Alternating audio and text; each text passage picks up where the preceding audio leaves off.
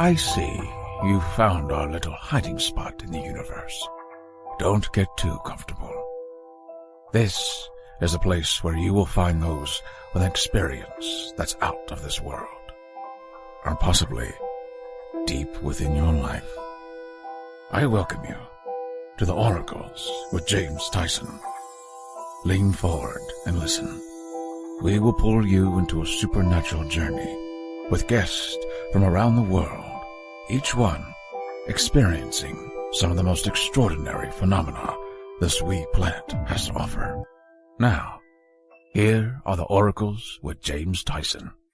Thank you, Liam, and thank you, listener, for tuning into this episode of the Oracles with James Tyson. Today, James Tyson, and today I bring you all the way from the UK, Gary Markwick. He is an internationally renowned palmist and psychic who has been using his talent for must be over 20 years now, although it really goes back to his childhood. And his family were well known in the UK during the 1950s for performing act with and on the BBC and a lot of local theaters throughout the UK.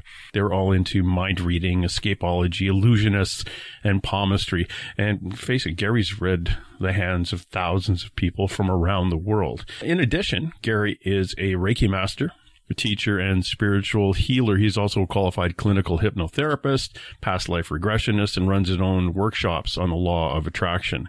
He's appeared on numerous television and radio programs throughout the UK, has write-ups in newspapers all over the place. In fact, we're going to talk to him briefly about when somebody handed him a print of a palm years ago and ended up being that of Barack Obama, way before Obama became president of the U.S. He has written and completed his first book, which is available on Amazon. It's called Now It Begins, a comprehensive self-help book that draws upon his personal testimony and professional guidance and the best of New Age thinking, basically empowering the people to take control of their own lives. Talked to him briefly on that. And talking about palmistry, which is an interesting subject to have to do basically over a podcast where you can't see the picture of somebody's hand. So I want you to look at your own hand as we're going along with this. Or if you have the opportunity to listen to this while you're on your computer, go to palmistryinhand.com. That's palmistryinhand.com. That's his website. He also has a Reiki website called reikiinhand.com. And he's got a hypnotherapy. His law of attraction website is called hypnotherapyholistic.com, but not to confuse everything. Stick with the palmistryinhand.com, and that is Gary's website, and we'll be touching a little bit on what he does and how he got into reading palms and how we go about doing that. We're also going to talk a little about his experiences growing into this intuition and when he started reading palms. Not like his grandfather, who ran away and literally joined the circus at a young age and became a entertainer and illusionist and doing the escapology stuff or the escape work, kind of like Houdini in the U.S. Yeah, doing things like that off in the UK back in the 1950s. So let's see if we can open that line of communication up with Gary, who is in his nice suburb of London, England in the evening, and me in the morning out here on the south left coast of Canada on a cool fall morning. Gary, how are you doing? I'm very fine, thank you, James. Really nice to be with you on your show, actually. Very nice. Well, thank you very much, and it's nice to be chatting with you on the other side of the planet. It's good you're not having to stay up too late to do this, so it works out in an evening in London and compared to a morning here on the Canadian lower left coast. Sure, yes. Yeah. And how's the weather there at the moment? Cloudy and cool. It's probably about 8 or 9 degrees Celsius, patchy clouds, low cloud. It's very humid. A couple of really nice days out on the motorcycle on Sunday for a big Christmas toy run and had really good weather. Well, really good weather. It's 14 degrees or 13 degrees possibly. And if you're listening from the U.S., that let's see, double that and add 32 is in the 60s. So chilly, but you dress for it. Hey, you were just before we came on air, you were saying that you and your partner had gone to the Tower of London yesterday. Yeah, I thought I'd better get back quickly for this, meeting with you, and spent the whole day in the Tower of London, not locked up. Bear in mind, we had free to visit, and I haven't been inside the tower for since I was a child. I've been around the grounds. Very fascinating, actually. We saw the crown jewels passed down through centuries from different kings and the queens, and a lot of executions took place there with even royalty, as well as I think the last execution was the German spy in the Second World War, actually. Really?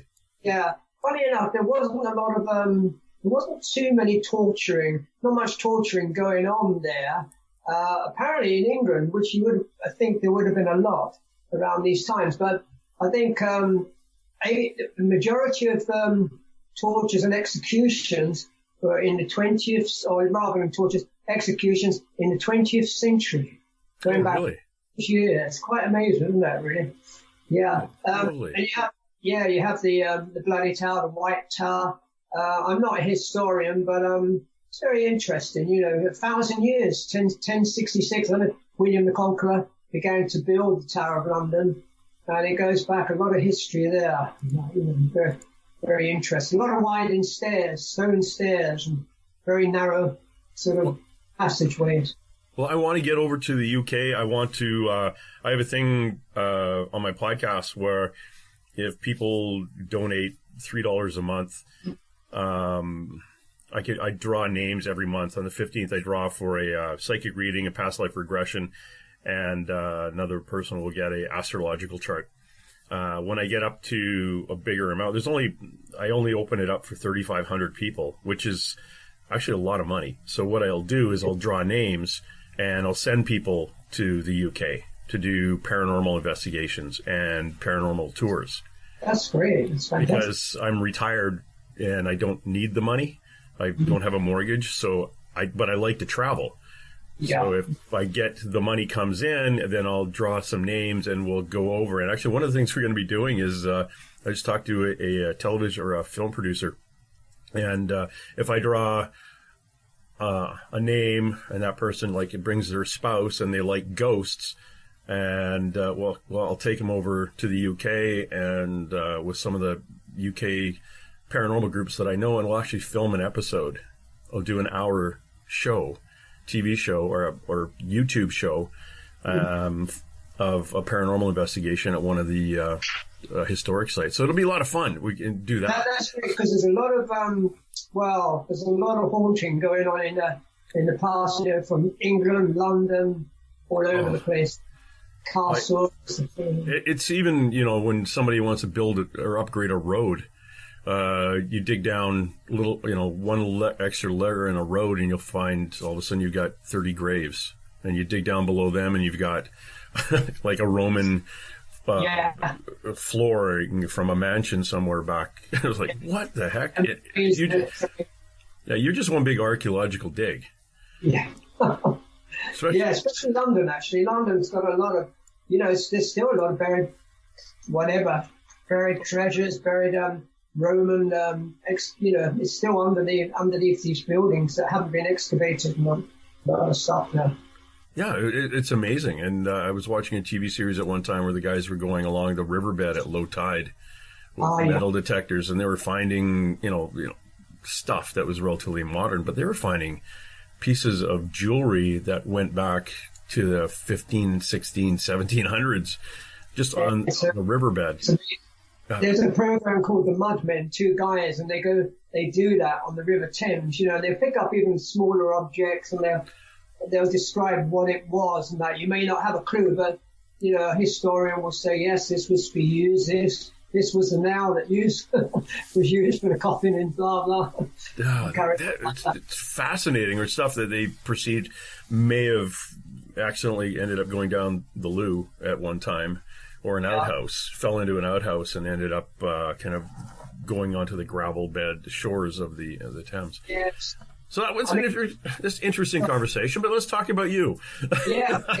You've been doing palmistry for, and for those who are playing along at home, please go to Gary's website at palmistryinhand.com. That's palmistryinhand.com, and read a little bit about his background and what he's been up to. But you've been doing this since you're quite small.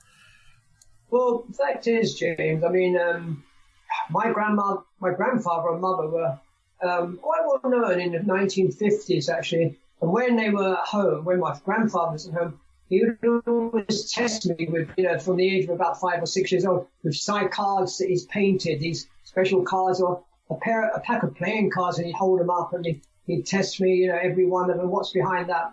Now, I never really learned palmistry from them. My mother and grandfather did it. They did this, but and especially when he retired, because they were into mind reading and escapology, other things. I was always fascinated, and I watched them. And when he retired, he did all the race courses, the festivals, and I was always watching them. But they never teach me anything.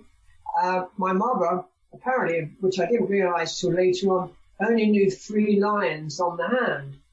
My grandfather always studied many things, and he left home when he was 12 from Scotland and joined the circus and that. And he never had any education and that, and he taught himself everything. But for me, it was kind of the same. Even though I had that family background on the whatever you like to call it, on the esoteric side, I taught myself palmistry, and I spent many years traveling the world, in India, giving people readings, and as soon as you mention palmistry, the hand comes up. I remember going into hotels, put the cases down on the rucksack, and the hand will come out when they hear something like that. Wherever you are, it doesn't matter where you are. I was at a wedding and the hands come out. So over the years, I spent really 20 years, 30 years, 20 years professionally doing it since that time. 30 years, maybe more, studying it and working with it, and partly psychic intuition as well, and working with the whole thing, really. Well, I was going to ask you that when reading a palm, here's my layman's idea of palm reading. You're looking at something that exists physically and is solid and is not moving and has a number of lines on it, as I'm looking at my palm right now, and they don't really change as you're looking at them. So it's like looking at a text or looking at something written, and you go and you just translate that, or you say, "Oh, this is what it says," because you're reading the lines. But when there's the intuition part, when you actually do the reading of a palm, you are just reading what is said, are you not? Yeah. Well, there's a misconception to begin with, James, that both the hands, the lines change, and they can change as little as within 3 months, maybe weeks, sometimes more. Depends on the person, what's going on in their lives. Sometimes people have a lot going on in their lives, much faster. So maybe the lines would change a little quicker, depending on what's going on.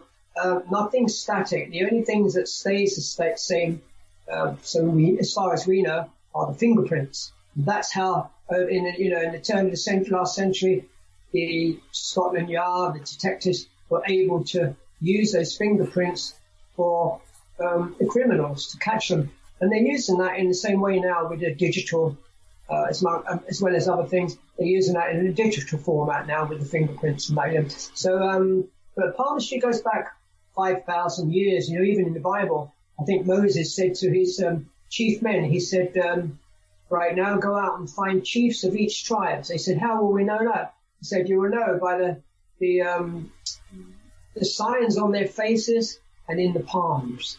There's many things in that. But so the lines do change. I myself I'm kind of more clairsentient.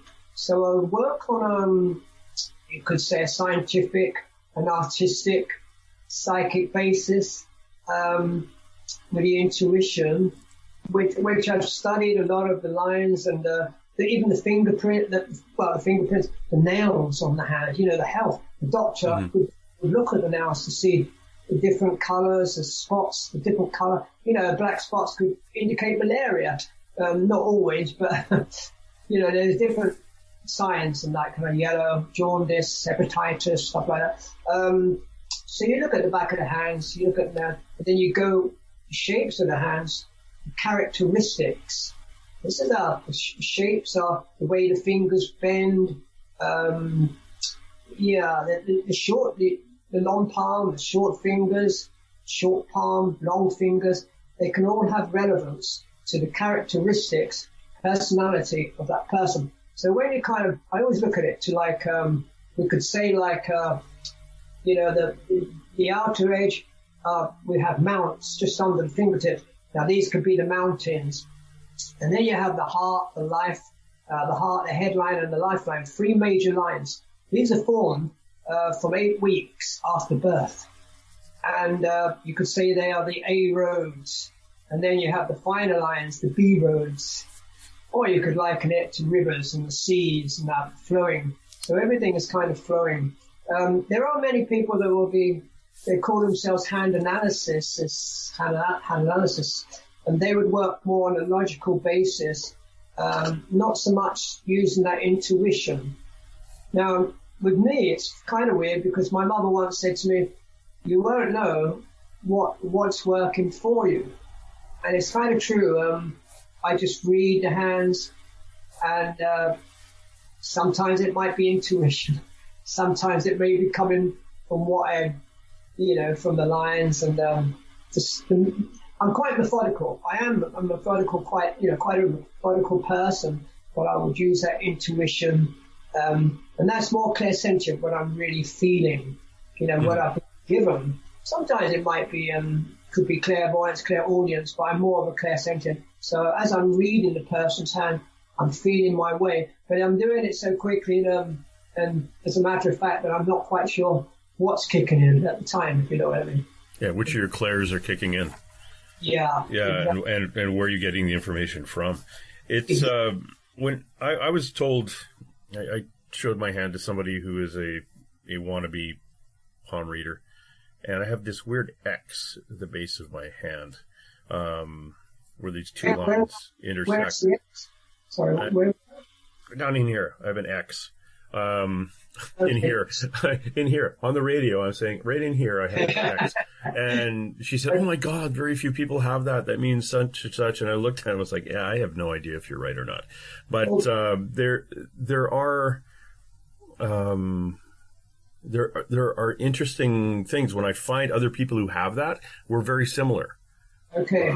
Or similar in intuitiveness and things. Characteristic, yeah. I mean, the cameras these days, I don't know if they've got some kind of blockage on the infrared, but it's very hard when people hold up their hands and see what's going on. But when you have at the base of the lifeline, when it goes right down the bottom and it crosses over like that, it's usually a person that goes away from home, can be adventurous, and then they return. That's a fork, usually a fork, if that's what you're referring to. I don't know. Right at the base of almost at the base of the hand, and right at the base, and it kind of goes out like a fork. It depends, crosses on their own. They can be setbacks, they can be hazardous, or they can be kind of could indicate mediumship, clairvoyance. Yeah, it's interesting that one that comes down and crosses the lifeline. It goes quite a ways up, almost to middle little finger, so it crosses the other 2. That's your health line. If it goes right up to middle finger and touches the lifeline, that's the health line. A line that runs to the little finger and it goes down to the lifeline, that's the health line. I'm sure you're in good health, and it's like. We'll see how long if I make it through the entire interview. You're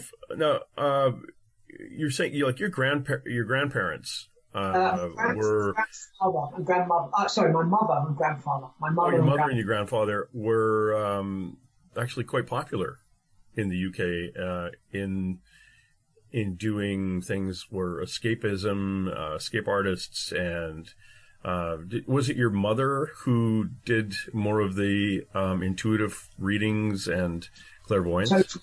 Yeah. Well, it started off, my grandfather, on my website, I've got kind of early pictures, early photographs of him in America, leaving.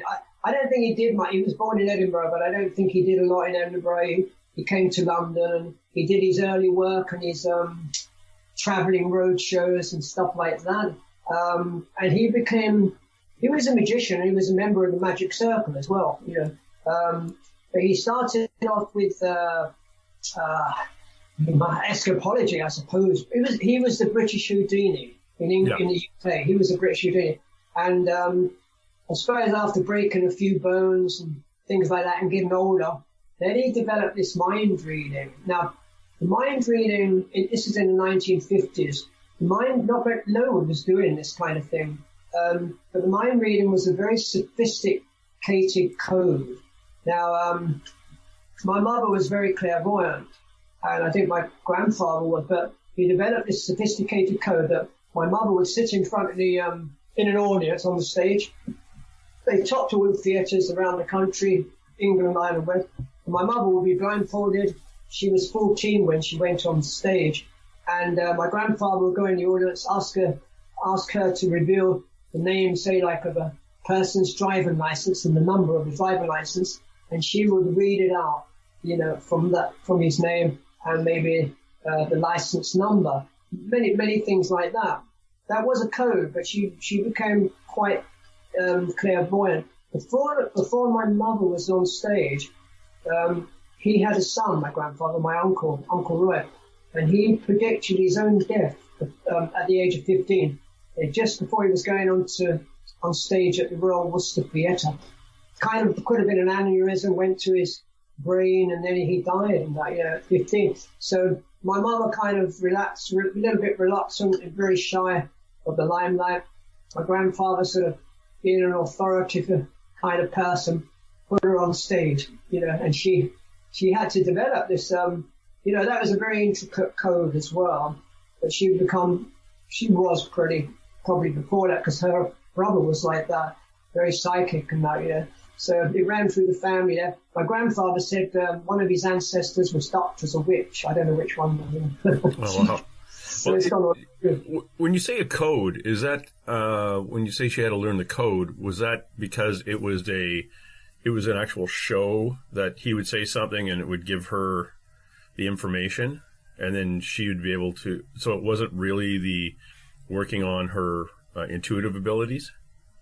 I think a little bit of both, but there was no doubt about that, that she was very psychic. But I guess like all shows, they run how they run, they have a method to get through it. They have the workaround to basically entertain, because that's what the job is. Exactly. He was an entertainer. He was a showman. Yeah. There was I found a video clip online of a 18-year-old being buried in a box. Was that her? Okay. Well, in my 1953.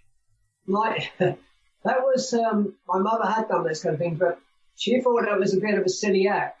And it was my grandfather, what he called his adopted daughter. Okay. I think that she used to live with us when I was a kid, and that she lived with. But I don't know. I think that made her quite ill being buried. I don't think she was too healthy when she came out from that box. That was like with a BBC recording it, and she went right under, 6 foot under. She was only, as you say, 18 years old. It must have, if you look at the Pape News, that's on my website, she'll come out very disorientated how she comes out. Yeah. But box. It was fascinating. Somebody had a book and he read a line in the book. And then she had a microphone in the box and said what the line was. So it's fascinating. But as you say, he was an entertainer. This is what he did. He was the showman. Yeah. But what I find interesting is you have the showman side of things, and all of a sudden you do have the intuitiveness that is there that opens up. And specifically with your mother. And it's my gut feeling, and this is how I look at things when I talk to people who have gone through these things, is that once you start believing at a certain age that this is possible, the dam kind of even opens more. And if your mother got into the place where, yeah, this does work, and then the gifts keep coming and they expand. Exactly. And why do you start this in the beginning? You know, maybe you're kind of that way inclined. You know, you have those feelings to actually begin to do those kind of things, you know, with the shows and everything like that in the beginning. So it all runs along in that sense, yeah, for sure. Yeah. Now you, as a palmist, is that a word? Palmist? Yeah. Doing palmistry. It's not your only divination. You actually do hypnotherapy, and you take people through past life regressions, correct? That's correct. Yes, I do. When did that kind of come up in your life? When did you start doing that? That's kind of weird, James. You know, from an early age, you know, all this stuff came to me. I was always kind of a spiritual person, not knowing what that really meant. I always believed in magic, but my grandfather, being a magician, he just used to make me hold rubber chickens and pieces of rope. And I'm thinking, you know, this is not really real magic. I was thinking that I could move objects with my fingers and things like that. And I could do that, turning the glass upside down and move it in on more on a seance sort of stuff. Anyway, it started off when I was very young. I kind of heard rumors about the hypnotherapy and stuff like that. But to be quite honest, I spent about 10 years looking for the right teacher to teach me hypnotherapy. And I've been through a couple of others, and I really, you know, I'm the kind of person that I have to trial and error with me. I have to really feel it and get things working. I want to give my best when I'm giving it to people, like the palmistry, really. So I spent many years looking and I found a good teacher on a personal basis, one-to-one, and I learned the hypnotherapy. That sort of fell into place. And then with the past life regression as well, that kind of just took over in a sense, and I've been doing that ever since, really. I wouldn't say I'm not so busy with past life. I do see people all the time. I wouldn't say I'm totally busy, not like palmistry, because I think people are quite weary, quite skeptical, and especially in the UK, we hold back a little bit, you know, we're a bit more reserved and that kind of thing. I've seen many people over the years and that, you know, but it's an interesting thing, you know, past lives and that. Maybe for years I kind of believed, did I not believe? I have no doubt now, you know, that I have no doubt at all in my belief, personal belief. Have you ever had one done? Well, the weirdest thing is, I mean, when I was training to be past lives, the teacher actually said to me, you know, I think you're going to analyze a little too much because I'm in training, really. And the weirdest thing is, I picked up, I'm sure 100% I picked up the teacher's past life and not my own. And it was just so weird. It almost looked like her in the hood. It was just very weird. It went back to the Viking times in villages and very basic times. And that didn't feel like it was mine. But I've had a couple of meditations in psychic groups and that. And maybe more than that, but on two occasions I've seen myself as a Native American Indian. Now, the first one was I was a young guy, and I was carrying like a wooden bit of rope with a wooden stretcher behind me. It was either a sick person or an elderly person. Couldn't see who it was, and I was carrying it through the village. And all the teepees had been burned down, but there was nobody else around. Now, whether they fled, you know, from the U.S. cavalry or not, and I was carrying it through. And another time, I saw myself with a colt, young horse and that, pony, young horse, brown and cream, and I was running away from the government and that, you know, as a Native American Indian. and I jumped over this kind of, I don't know how high it was, like a cliff, into the water. And it was also clear. And seeing if the horse was okay, which looked fine, we got up in the very shallow water and we walked on through this kind of crevice and that. And we walked on the ravine and we carried on walking down. There was another time, I was about, gosh, I must have been about 21 years old. And I saw this friend actually said to me, he said, make the room dark. He said, put a candle in front of you, light the candle. He said, get a mirror in front of you, prop up the mirror, put a cross, draw a cross on the mirror, small mirror. So you have the cross just there, the candle's in front of you, and focus on the mirror in a dark room with the tip of your nose on the candle, on the tip of the candle, and just stare at that. And it was very weird because I must have seen about 7 or 8, maybe 10 faces for all the ages. A pirate, 17th century woman, a man, and it just went on and on. It was really strange. I've never been able to do that since. Oh man, now I want to do it. One more time, but I haven't done it a lot, So. Oh, that is interesting. It's also, people. Yeah, I was gifted somebody made a scry frame for me, and it's basically it's glass in a frame, and it's all black, and scrying board or something. Yeah. So, and I said, oh, this is really great. I should try it. And it's in my room and I've never used it. But every so often I see it and think, oh, I should try that too. But the mirror with the candle, that would be interesting. Have you had any past life experience yourself? I had one regression that had me, because I was fascinated with aircraft from the Second World War. And I seem to know an awful lot about it. And my father was a gunner in a B-25 Mitchell bomber that flew from the UK or Britain into France.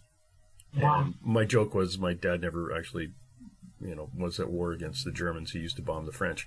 But their missions were all the V1 and the V2 excavations along the coast. And his last mission was 11:20 p.m. on D-Day, so that night, on a town called Villers-Bocage, and then he went off to be a trainer. I trained other people after that, but thinking back, he never talked to me about the war because he didn't like to talk about it. But I used to know everything about aircraft, and yes, I did grow up around those old 60s, 70s TV shows where a lot of World War II airplanes, but I could tell you what the inside of them looked like. That's amazing because it's fun. Sorry, carry on. Yeah, so I did the past life regression, and it seemed to take about 20 minutes, but it was actually 3 hours.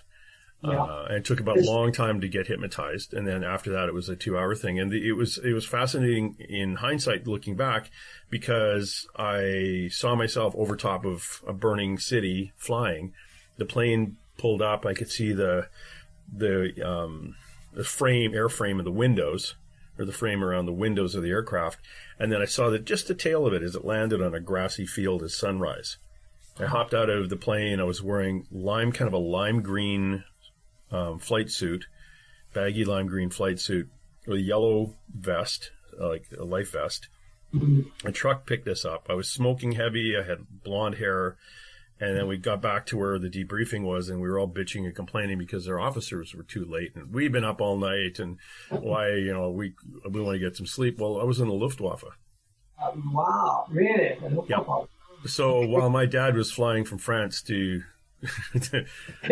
from Britain to France to bomb, I was going from France over to bomb the UK. So yeah, it was way more detailed than that. I actually found the town Freiburg where I was from. I died after the war of respiratory problems due to smoking too much, which is why I can't be around cigarette smoke right now. It really bothers me.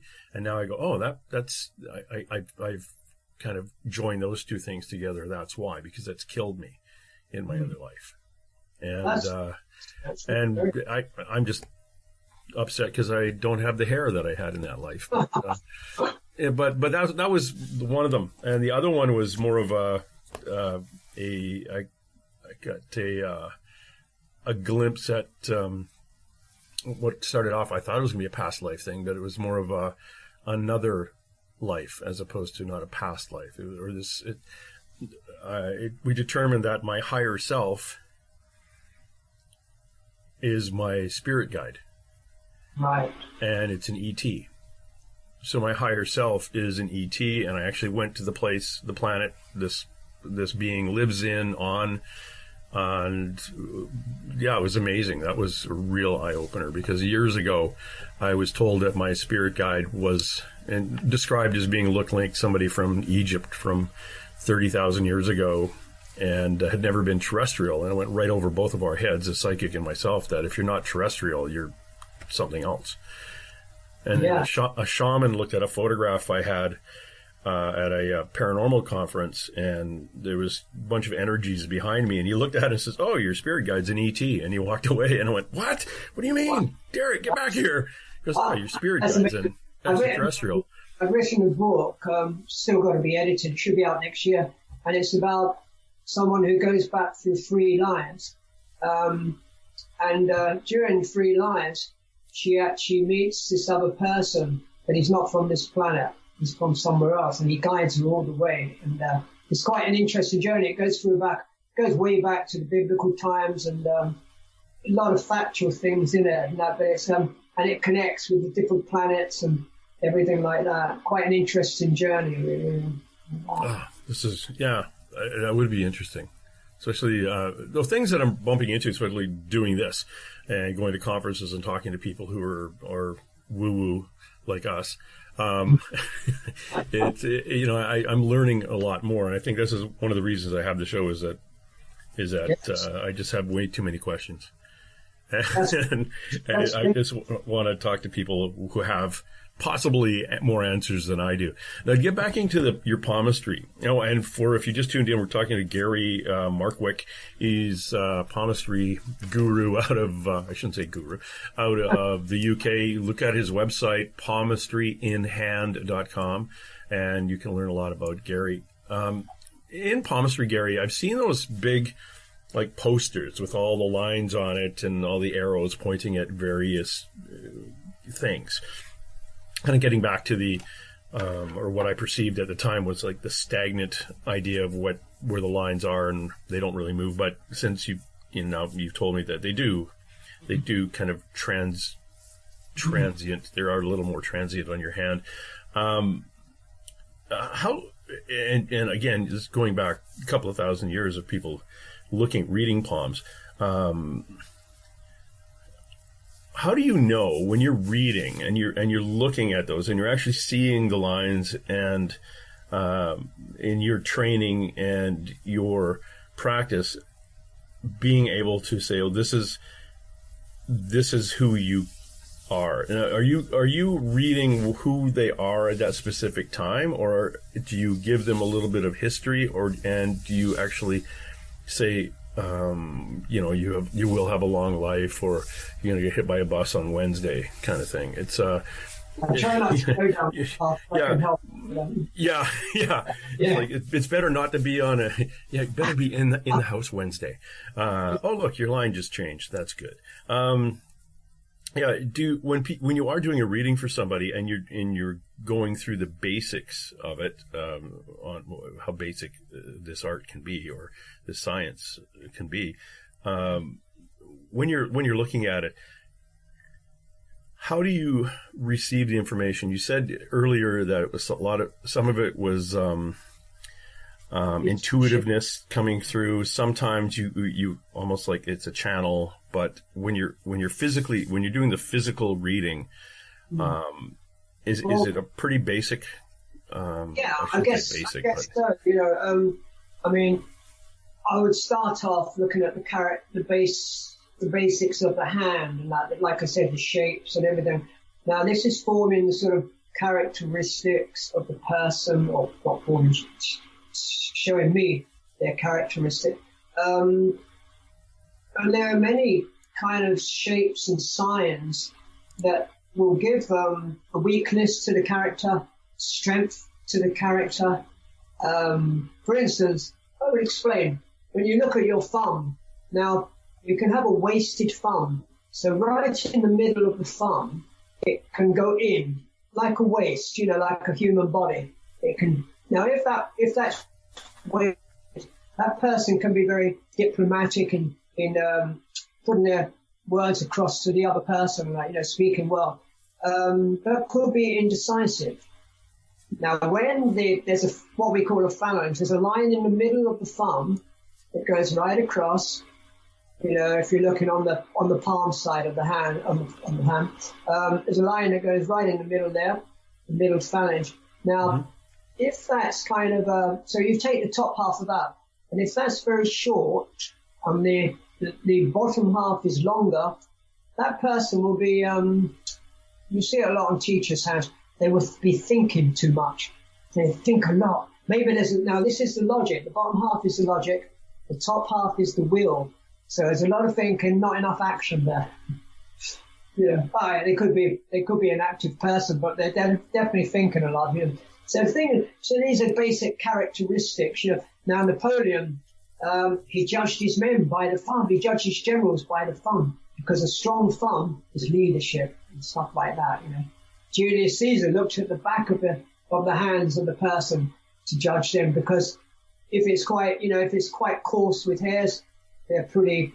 It could be an aggressive person, quite strong, and that sort of thing. So there's many ways and the characteristics on the thumb side, underneath the thumb, below the thumb. That's your Venus. So like passion, strength, love, and stuff like that. On the opposite side, the percussive side, this is the moon. Now that can be intuitiveness, so that can be dreaminess, intuitive creativity on that side. So we can liken it a little bit with astrology, like each finger. The first finger is Jupiter, second is Saturn, third is Apollo or sun finger, and the little finger, pinky, is Mercury. So you have all that in combination. Although they don't, we're not really working towards astrology or correspondence, they can just show a little bit like that. So these are the basic characteristics. So I am using, before that person sits down, actually, I kind of know their characteristics. I know their character. They could be coming across the street, and I kind of know them. Sometimes I think, oh my God, this is going to be a hard one. So I'm like, okay, see how it goes. Yeah. I just know that characteristic. I've always done that as a child. I think people used to frighten me when I was a kid, certain people, because I could feel their energy and see their energy in their person and that. It's kind of weird that. And it's taken me a lot over the years to balance that, I guess, to actually be able to work through that without being opinionated, because there's a lot of people out there with problems, issues, and they won't disclose it. So they can block their energy when you're giving them a reading and that, and it can be quite difficult. I mean, this is more in the past when I used to be in like market areas and I would see up to 30 people a day, and it was like a conveyor belt, one after the other. And people from all over the world, so different characteristics and that, But once you kind of break through that sort of barrier, and they're laughing and joking, and it all opens up really. But it's quite difficult at first if you're not sure. You think you just got to work through this and give them that reading. But in general, I can pick up, being intuitive. I will pick up their character, not even trying. It's just automatic. It's there. You know how it works and that. Oh yeah, intuitiveness. I was a member of the Royal Canadian Mounted Police for 28 years, and in hindsight, going back, I can really see the times where I looked at somebody and I knew everything about them, and the way I dealt with them and the way I responded and the way I talked to them was based completely on who I saw they really were. Yeah. And there are other policemen. Again, this is hindsight. Where I'd be one of the other policemen would be yelling and screaming and saying that the person was extremely bad because he robbed the bank, And I would come up and talk to the person like he was just my neighbor. And everything would calm down. And yeah, he did rob the bank, but it wasn't that he was a bad person. He had a drug addiction issue.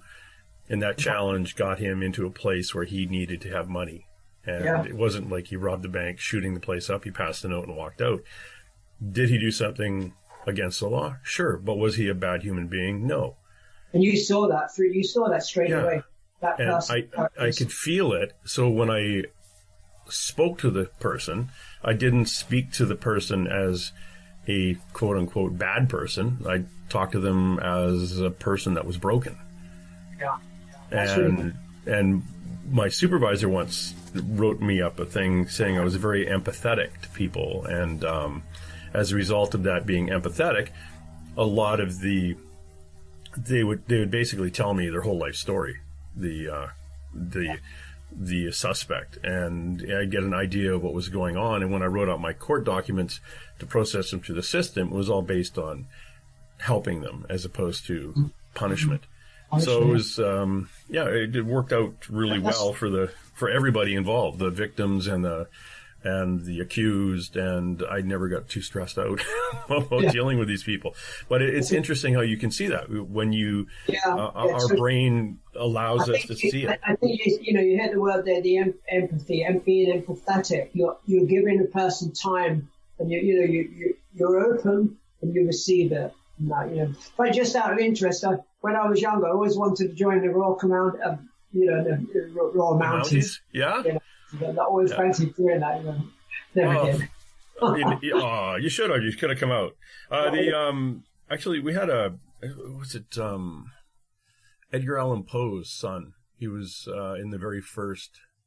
Was it Poe or I can't remember now. It was a famous English writer or poet who, the very first Royal Canadian Mounted Police in 1873, because back in the 1800s, if you had two sons and you were kind of an upper class Brit, everything went to your firstborn son. And you kicked son number two out the door to go fend for himself, and usually they'd show up over in the Americas, and it was Poe or anyway, I can't remember now. But he was in the Northwest Mounted Police in the 1870s, and along with a whole bunch of Americans who were Civil War veterans. They put a ad out saying, if you're a good horseman and have some military background, we're looking for a group. So the Royal Canadian Mounted Police were made up of people from the UK, Americans, and whoever else could ride a horse. It's very cool. You teach palmistry, don't you?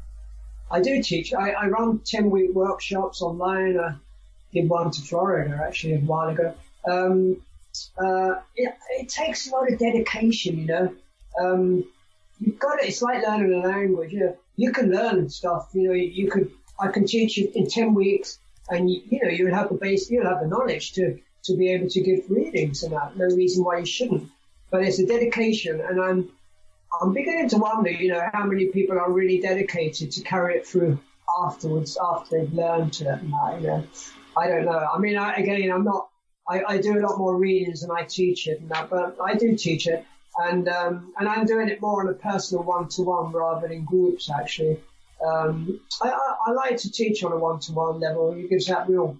I run workshops, law of attraction, more on a personal development. So I'm really working on those one-to-one levels as well now. People get more out of that and that. So I teach it, and I will go through the basics again. It does help if they can use their intuition. We're all psychic. Yeah, we all have that ability. It's opening up, really. And some are very. Funny enough, I just told a young girl, well, reasonably young. She was a filmmaker, actually, and we did an exchange, and she built 3 websites for me. I said, okay, we'll do an exchange. And I taught her palmistry, and she was so quick. She was so Indian girl, and I think her father did a little bit of dabbling on the palmistry years ago, but so quick to pick it up. That was just like that. She was taking it all in, had a good memory as well. It does help to have memory, because we go through there's a lot of stuff there. There's a lot of things to get through and like, you know, to learn. Oh. Yeah, and that's why it's way too complicated for me. My memory is no good. That's why I said this. It was Poe's kid, but it was actually Francis Jeffrey Dickens. It was Charles Dickens' son, his third son. So he was in the Northwest Mounted Police for about 12 years, I think. Wow, I didn't know. He lived maybe for a short time, but he lived not far from where I am now, where I live. Oh, you know, when you're out, just go say hi. No, just drop by and say hi. You don't know me, but well, Dickens' house. It's a museum. It's isn't it still in existence? That house? Well, the one in Highgate, North London, is there, but I don't know. He lived in different places, didn't he? So that would have just been one of them. I don't know about the others, and that he lived in a few places, I think. And I can't remember where he was born. Do you know where he was born? Whereabouts? Charles Dickens. No, I don't. Somewhere in London, but he did a lot of work, didn't he? I like it. Yeah, he couldn't stay in one location long enough, but I guess, you know, of no fixed abode. We're talking to Gary Markwick. He is a palmist and does past life regressions. He teaches palmistry. If you want to go check out his website at palmistryinhand.com, palmistryinhand.com. You do the courses for palmistry. Those are online? Yeah, sure. Yeah. Okay. Yeah. 10-week workshops online, no problem. And you can read palms online, correct? I do. I do quite a lot of that, actually, all over the world, really, James. As long as they have to send in photographs of their palms. Yep. Usually, it's all on my website, but as long as they're clear, you know, I need to see them. I suppose it helps if you've got like, you know, if the lines are kind of in depth and that, but not always. You know, as long as those photos are clear, and I can read them and do a Skype reading, WhatsApp or whatever, you know, FaceTime, and sides are quite important because the sides of the hands are just underneath the little finger. That's where the relationships lie. The majority of people want to know about relationships, or especially women. Oh, so my open relationship line, did you say? No, hold on. That's it. Yeah, it's that's interesting. It's very complex. It's not complex to, you know, it's pretty simple on the lines on the hands. It's just well, relationships can be complex. You know, it takes when you have a career, it's just the person in question. Relationships, there's more than one person, and that's where it becomes confusing. And the weirdest thing is I've noticed these days. Well, the majority of people I see, unfortunately, are unattached, young and old, and it seems to me that the whole world has become more independent, more too busy to have time. There's a lot about, you know, on the online dating, they're meeting people and then they're going off and they haven't found the person yet. It's kind of strange, really. You know, but anyway, that's where the relationships lie, and the children lie on that palm there as well, on that part. Oh, that's very cool. So that's on the karate chop side of the hand, that under. Yeah, exactly. Just under that little finger. Okay. And yeah, I mean, I could say to you, like, a line, one of those lines, if it dips down, could be a disappointment from that, you know. Or maybe the person outlives their partner. If it forks, that could be a separation or lack of interest. If there's a little line above it, it could mean that the person may be kind of distant with that. It's growing distant, or they're still together. If you have, you know what? One day I saw that one of those lines, and it was like somebody had stabbed it with a pen or a little needle. It was bleeding, and I said to the person, when I got to that point, I said, "Is the relationship in any kind of trouble?" She said, "Yes, you could say that." It's kind of weird, you know. Yeah. I mean, it shows up like that. It's really strange. Or I could get really, like, it's red hot. Like, you know, it's kind of very strange. Islands, what we call islands, they look a bit like a rugby ball, kind of oval shape. they're all setbacks. In any part of the hand, so they can show setbacks, crosses, breaks in certain parts, and that, anything like that. It can disturb relationships in different ways, and it doesn't always have to be on the relationship line. It could be on the heart line, which the major line, which sits underneath the fingers, all the fingers. That's your heart line. I've got this weird. This is another one of the weird crosses I have on mine. It's that if you're looking at the palm, there's that primary line, the first line, the top line, the second line, and then there's the lifeline. Yeah. Heart, head, life. What was the second one called? Heart, head line. That's your mentality, the way you think. The heart, head line. And the second line down has a weird cross, and the cross is right under my middle finger, right in the center of my palm. Okay, so did anything in the center of the palm? That can be clairvoyant, that can be psychic. Yeah, and that's the one that my friends said that was very rare. That can be, it is. That's strong psychic abilities, mediumship, and anything like that. That's pretty good, that one. Oh, cool. Very, very good. Yeah, that's great to have that. Well, you are that person, aren't you? Yeah, pretty much. It's just taken a long time. Now and for my listener, what I'm doing is I'm making it. I'm drawing on my hand with a pen and holding it up. So now you can see the cross easier. Yeah, I can. What's that line? It's that weird cross right in the middle there. So I'm holding it up to the camera on the Skype. Lift it up. Yeah. Okay. Yeah, so I've got that, and ignore all the other squiggles at the bottom, but I'm just trying to emphasize where it was. Sure. I mean, a cross should always be on its own, and that, but that's fine. That's pretty good anyway. That just enhances your abilities and show that's true to who you are, really.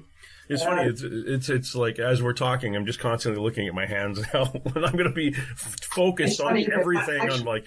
Once you start looking, you'll find a lot of interesting stuff come up there.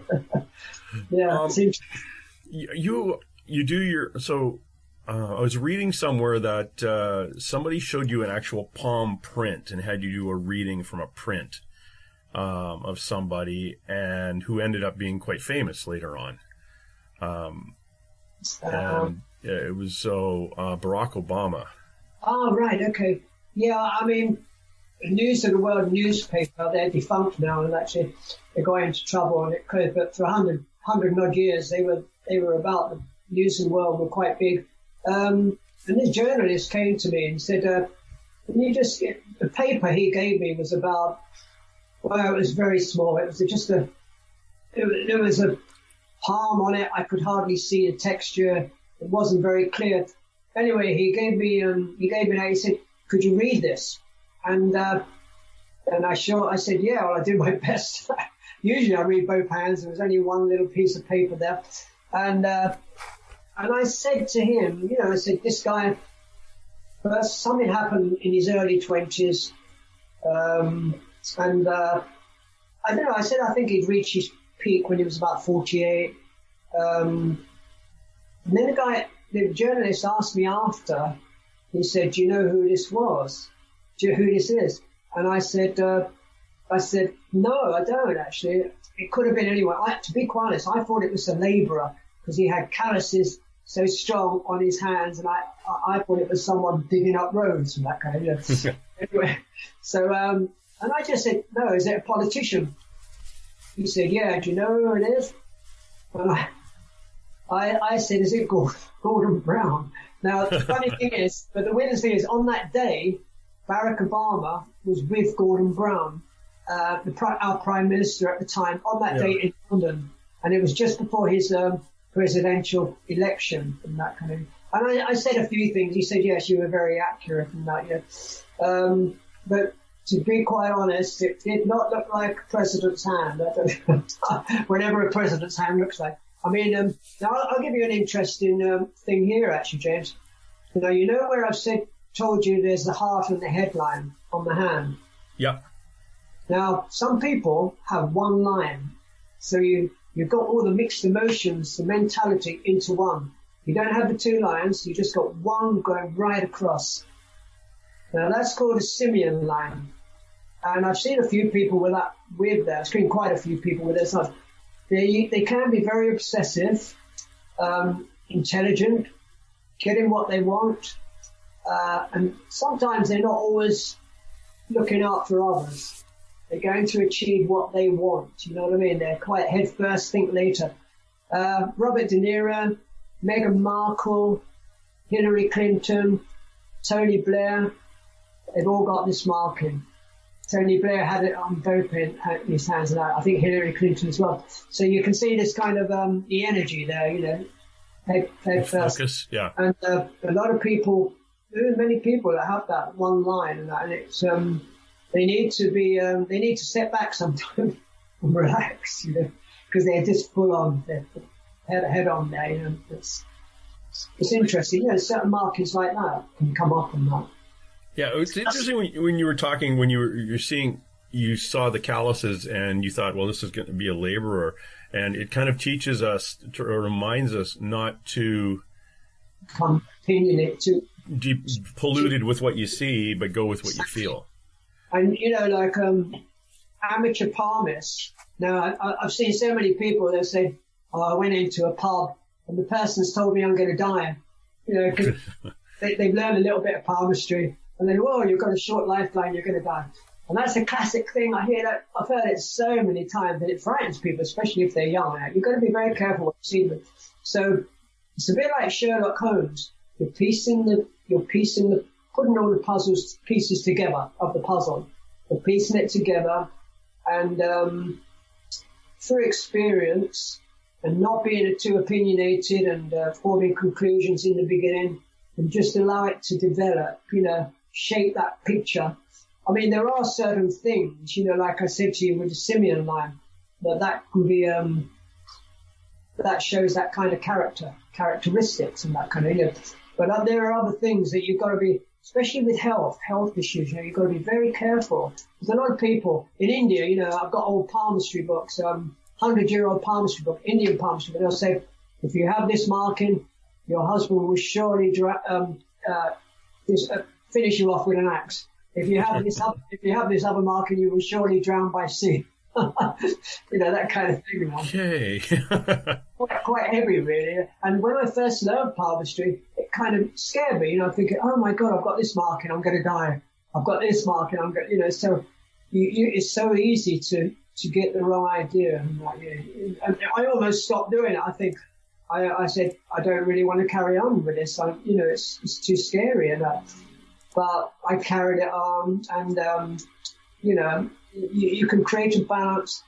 The most important thing, end of a reading, if I give a reading, the end of that reading, the person should, and it's not that I'm holding back or anything particular, but the person should go away, the client should be able to go away and feel good about themselves, you know? Yeah.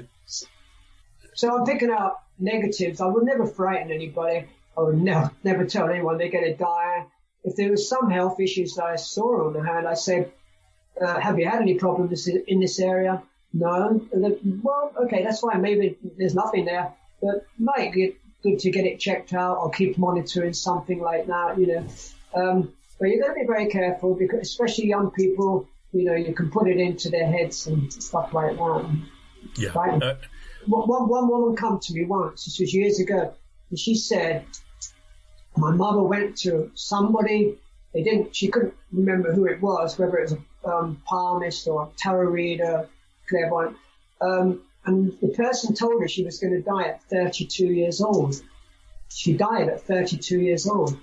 Now, whether that is a self-fulfilling prophecy, you bring it, you know, you put it into your mind, or whether the clairvoyant did really see it, it's a fine line, that one, you know.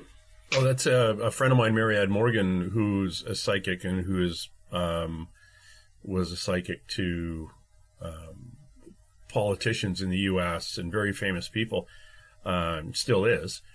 She will tell you the cause and the date of your death. Wow, that is amazing. And it was very, very wealthy one of the wealthiest families in the United States, if not the wealthiest. The matriarch of the family once asked her when her husband was going to die. And Marianne said, well, are you sure you want to know? And said, yes, I do want to know. And she said, well, 2 months from now, on this date, of a heart attack in that room. And that upset the matriarch so much that she said, look, I don't want to even think about this anymore. You have to leave. Don't contact me. Well, sure enough, the fellow died. Exactly the date, the time, the location.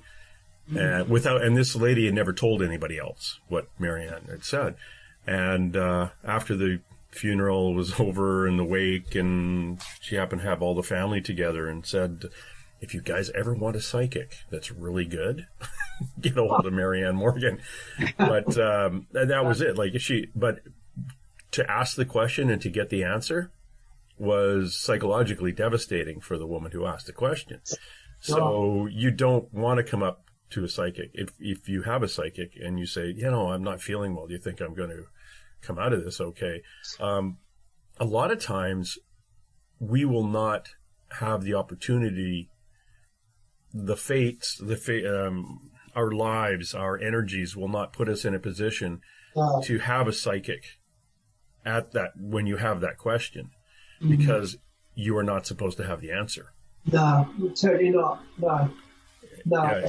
I mean, it's funny enough, talking about the Tower of London earlier, a couple of, they did a little show with the actors and that dressed up in the costumes outside on the tower, in the tower. And I think the name was Elizabeth Barrett or something. And she was a nun. And she told Henry VIII, he was going to die.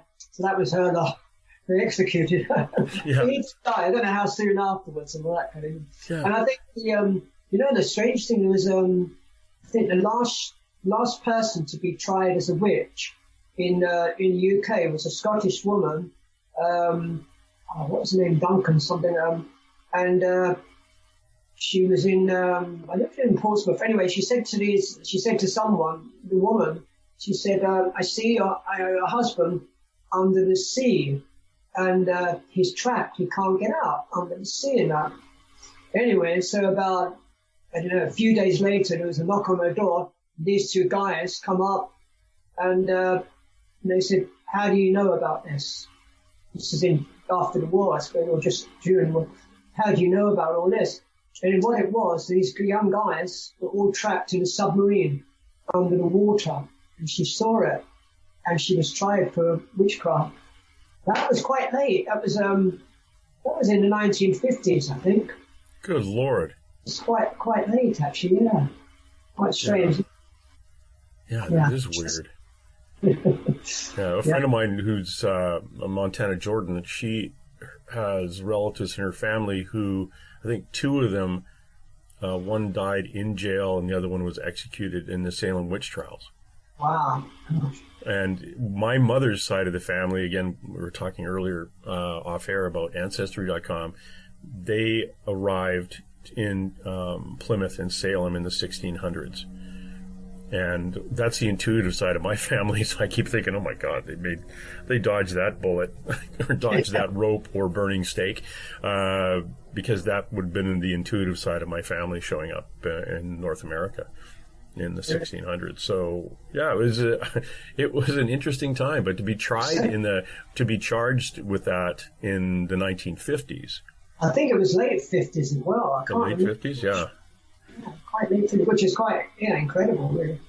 I mean, it's quite amazing how you traced your ancestry back to those times as well. Really. Oh, like thank the Mormons for recording all that information, and again, all the little churches back in the day where they kept the records of everybody in town and who was born and who died and who was baptized and who married who, and to access those records was interesting.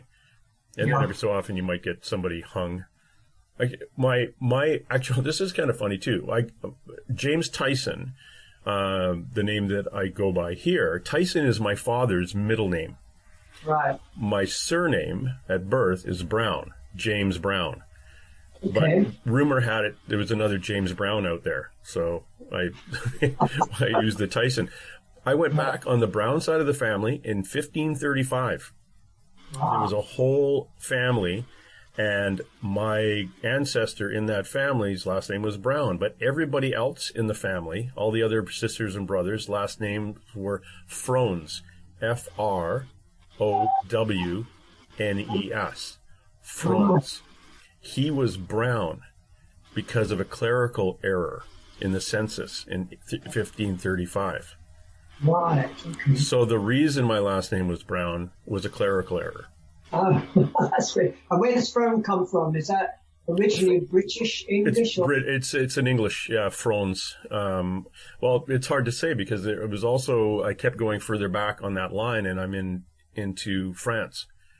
Right, sure. And connected to all the Charleses, connected to, Charles VII, I think it was my 19th great-grandfather or something, or Charles VI. It goes back to Charlemagne, Charles I.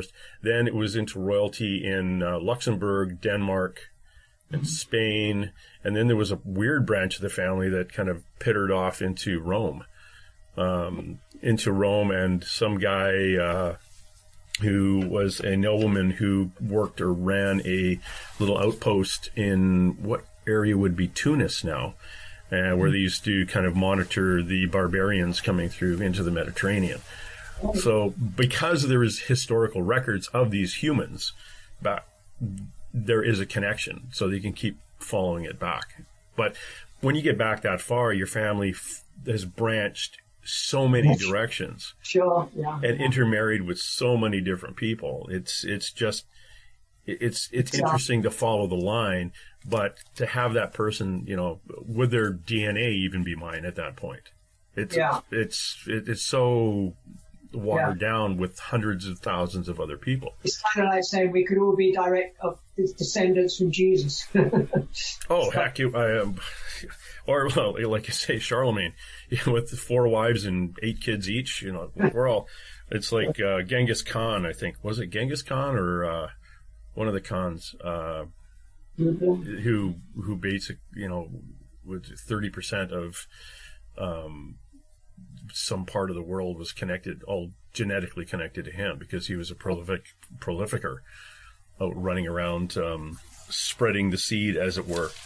Hey, what do you think now? Like, before I let you go, I got to ask you this, because if you probably as a kid, not a kid, but as you started off, you may have worked at a few of these places. But I always think of the palm reading as something you do on the boardwalk in Blackpool, and along with all those other people who are there reading palms for £5. And I did do that a little bit, yeah. But, and those are multiple, like you could be the 3rd generation or 2nd or 3rd or 4th generation palm reader in a tent in Blackpool, but not really that intuitive. Well, we should skip the palm readers, go right to the psychic people who claim that they're psychic there. It's, and I think it may give people who are intuitive and really good palm readers a bad name, because of that kind of that conveyor line or conveyor belt full of people just in there tapping your wallet as opposed to tapping spirit. Yeah, like I was saying earlier, it's like, I think when people get into this kind of thing, there is something there anyway. They believe it, and there is something there.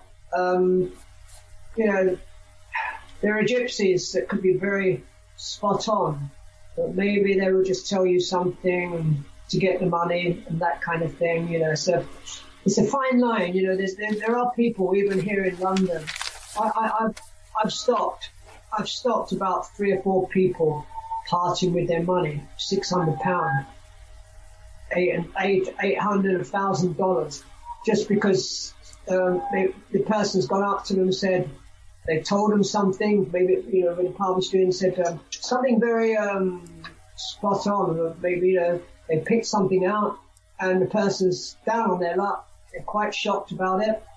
They work on them a little bit more, and they say, the classic thing is, and I hear this all the time, you've been cursed. I hear this from different cultures all the time. You've been cursed. I can help you. It's going to cost you. It's going to cost you £2,000, but I can help you. This kind of thing. And I've stopped a few people going that far as well, because they've been down. One woman come to me. She was recommended by a friend, and that came from the other side of London. And she called me and she said he wanted £600. I said I didn't have the money. He said just leave your iPhone there as a deposit. But she didn't. She walked away. Now she said she hadn't been in work for 3 years. I said, look, just come and see me. I don't know who you are. Just come and see me and I'll have a look. And she came to the house, actually. I looked on her hand. I said, I don't know. I said, to me, this work should be happening now. That was on a Friday. Monday morning, she got a job. Amazing. Yeah. You know what I mean? So yeah. It's the fear that people put into others as well. And that kind of thing, It's a self-fulfilling prophecy. And there's a lot of charlatans out there. Maybe they could be quite psychic, but greed overtakes manipulation and stuff like that. One of my friends, Kevin, his ex, her mother was a brilliant psychic. Most likely still is. I don't know if she's passed or not, but really, really, really good. Like spot on, ethical, the whole bit. And her daughter, who is also gifted, is the best way of putting it is she's lazy. She is gifted, but she's putting on the airs of without actually tuning in, and can't understand why she can't make money like her mother did, and so. But she's not really helping people. So she's got so many blocks in her own spirit that she's not being allowed to connect with other people and damage them. Exactly. The altruism is the greatest thing. I say to children, and said, what do you want to do? They say, I don't know. I said, go home and use something. But I said, the greatest things, it's like a triangle. I said, the first thing is helping other people. But that magnifies. That's the greatest reward. And it comes back. Second part is doing what you enjoy doing. And the third part is finding that uniqueness within yourself, doing it well. Perfect. So that comes first. You don't sort of say, I want to become a palmist so I can make a lot of money. It's like, I spent 20 years in music with my partner, Denise, and I, singing and trying things. We played festivals, but it certainly wasn't for the money, because we probably spent $100,000 and made £100, I think. But you do it for your heart. You do it for your energy. I need to get it out to people, to share and that sort of thing. And so the listener knows too, you are an energy worker. You do Reiki. I teach Reiki as well. All the other things doing that. You also your website for Reiki is reikiinhand.com. That's correct. Yeah. There's a hypnotherapy website as well with a past life on it. Hypnotherapyholistic.com. Say that one more time. Yeah, sure. Oh. Hypnotherapyholistic.com. Hypnotherapyholistic.com. And you also get into on that website, you get into law of attraction, manifestation. That's right. And past lives are on that website as well. Law of attraction. I run those, like I said, on a personal 1-day workshop, personal development, really. We go through about 25 levels of manifestation. At the end of the day, we do meditation, visualization. So really what I'm saying to people is, we work off all these blockages, our desires, the intentions, the beliefs, the letting go, the belief, the giving and receiving. Even though we're aware of them, we're bringing it to the conscious mind. I get them to write down things. I use NLP. And it's bringing it to the conscious mind to recognize it, so we can free ourselves from these things once they're in the conscious mind, from the unconscious mind. And then we focus on preferably, one or two major things, because you don't want to scatter your energy too much. So you're really narrowing it down to bring the things into your life to what you really want and that. And I found most people, they just want a comfortable life. They're not everyone's so greedy. They just want to. Most people, it's a relationship, very important, a good relationship with family and that kind of thing. And everything else that follows and that. But that can be quite powerful. I spent many years I spent 2 years at a college learning NLP, neuro-linguistic programming, And I didn't use it for about 12 years, although I did use it a little in the Palmistry with people. And then I wrote that workshop with the law of attraction. It all sort of worked together with that workshop and that, which is more or less the same thing, really, anyway. And then I wrote a book from the law of attraction. I wrote my first book, Now It Begins. And that's also, there's a lot of law of attraction in it, but spirituality, stories. And that's a very good book because I kept it very simple, and it was my first book, and I put everything into it. So it helped a lot of people individually around the world. My second book, The Adventures of Great Marlin and the Blue Pearl, that was about my grandfather's adventures. I got carried away a bit. It goes from his documentary into his life, and it goes into a fictitious sort of life of he meets a Romanian magician in the circus, and the Romanian magician teaches him everything. So it's kind of based on fact and then fiction. And he goes and finds enlightenment. He ends up at Buddha's birthplace in Lumbini, Nepal. So he goes through the spiritual journey throughout India 100 years ago. Third book, one's coming out this week, actually, hopefully, and it's called a collaboration with myself and a friend, Isabella Dulac, and an old friend, and Denise, my partner. She's designed some of the photos and that. And this is collaborating, which has never been done before, as far as I know, collaborating the palms, everything like the lines, with the tarot card, with the major arcana tarot cards. That'll be an interest. That should be out sometime this week, next week, actually. I've got another book, which is Past Lives, that hasn't come out, and another one, which also hasn't come out, but that's in the future. I see the future, so it's all going to be good. Yeah, I'm always busy. Yeah. Now, I love to talk to you about the book Where It Begins, but I'm running out of time. Sure. Can you give my listener an idea of what is covered under Where It Begins? Well, it's the basic essence of the law of attraction. 10 easy steps, how we can really bring things into our lives. There's a lot of stories in it, a lot of wisdom, spirituality. I talk about Reiki healing. I guess it's kind of partly of my life journey as well, really, James, what I've been through and been able to share it. So I put it into this first book with photographs of different parts of the world and that. And it just really did feel right. Strange enough, when I was writing that book in the very early stages, I never get this kind of thing, but I get it in other ways. And I was meditating on this crystal ball in my healing room, and I had this message: draw this kind of a triangle, like a half a pyramid, like that, and rings around the pyramid. And I'm thinking, why am I being given this? It just came.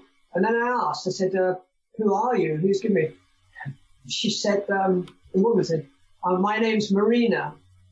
I said, where are you from? She said, I'm not from this planet. I'm from Alpha Centauri, which kind of helped with my third book, actually. Anyway, when I put it together, it was an angel. And it was kind of like with the wings, the circles, it turned out to be I use it on my logo, and some of the things might be on the website, and in all my books, I use it as a logo now.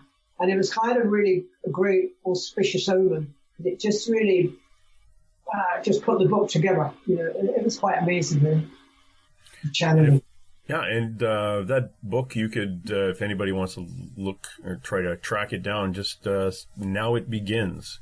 And just Google Now It Begins Markwick, and you'll find a number of different locations online where you can get that. Exactly. Amazon available, .com or .uk. It's available worldwide. Yeah, and remember, if you buy it from Amazon, Gary gets about 11 or 12 cents for every book that's sold on Amazon. Yeah, not a lot. Not a lot. Yeah, it's people are joining this lending library. I'm getting even less, probably less of that. Yeah. I don't know. Anyway, it's as long as it goes out to people, that's the main thing. Yeah, and that's a good point, because a lot of times, the reason we write the book, not we per se, but you wrote the book, is to get it out there. Yeah. And to pass on a message. And a lot of times, I believe that it's important if you do get the book, it's because you were supposed to, and the message you receive from that book is specifically for you at that point of your life. And it's helped a lot of people individually. You know, I haven't sold thousands and thousands, but I've sold quite a few, and it's helped individual people. And, you know, sometimes they'll just open that book up and they'll get the message straight away, like for that day and that, you know.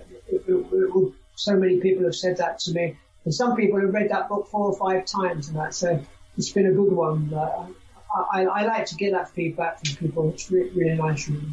I find that a lot of times if you gift a book like that to somebody, they'll look at it and say, okay, that's really nice, and they'll put it on a shelf. And when it's time, it's like the seed was planted, and now for some reason you're going to start reading it. It may not have been the week you received it, but it may be coming in the future. But you just needed to have it sitting on the shelf. Yes, that's very true. Actually, you never know when that time is needed to pick up that book. You'll be guided towards it. And you talk about things in the book. Basically, when people get caught in that, like, kind of trapped in that cycle of negativity, and hearing a lot of can-nots when, you know, they haven't really seen the can-dos coming, which are there. So they get trapped in kind of that little whirlpool of negativity, and once you point it out, exactly, you open the eyes. You totally open it up, and it's not. You know, I like to keep things very simple. I believe the world, we should be keeping everything simple. It kind of gets a bit twisted sometimes, and everything becomes too complicated. You know? And so the essence of that book is, to me, the truth is simple in the sense in that.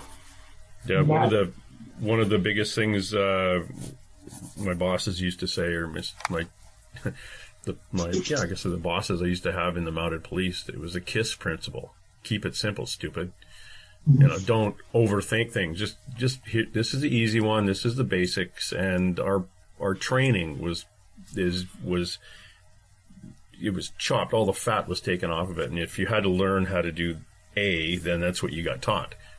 Yeah. You didn't have to learn all the juggling that went along with it and all the pretty stuff. You just had to be able to walk away with knowing A. Yep. And so keep it simple, stupid.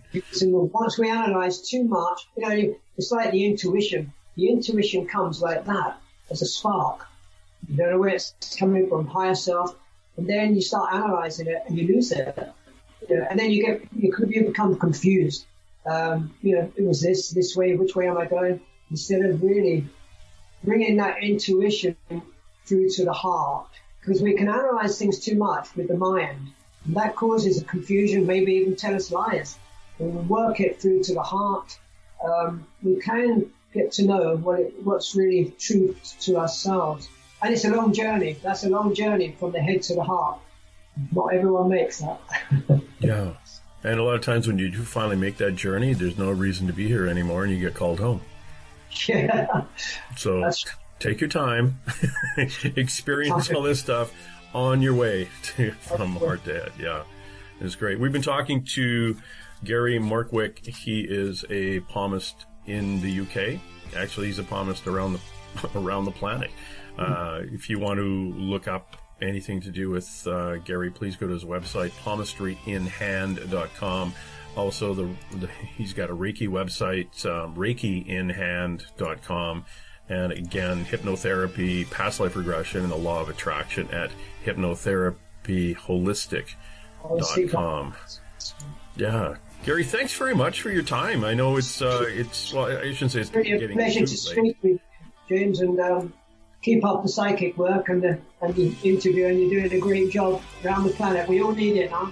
Yeah, we do, don't we? Thank you very much, sir. And I'll probably reach out to you again because I'm sure I have way more questions than I thought of today. Yeah, anytime. That'll be great. Appreciate it. Good luck.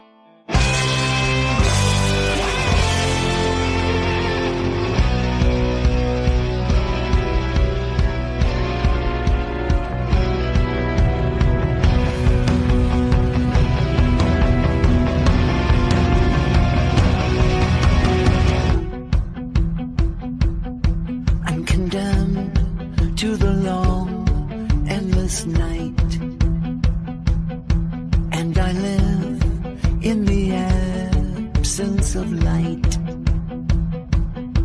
and my shadow has life of its own,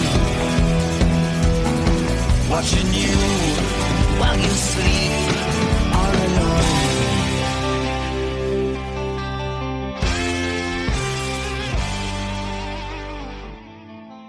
All right, that's it. Let's roll. And hey! Let's be careful out there. Far over the snow, what are those voices? They sing as they go. What are those voices? Look over the mountain.